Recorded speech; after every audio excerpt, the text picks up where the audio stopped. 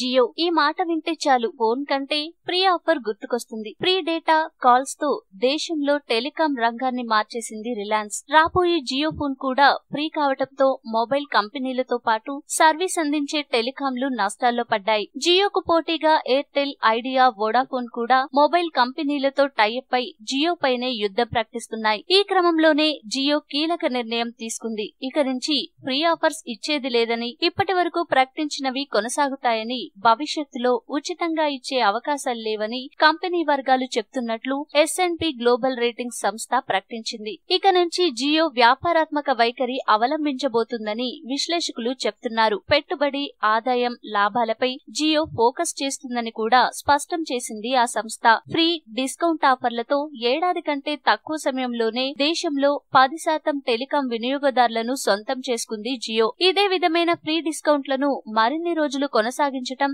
కంపెనీకి భారంగా చెప్పుకొచ్చారు S&P global ratings credit analyst Ashutosh Sharma.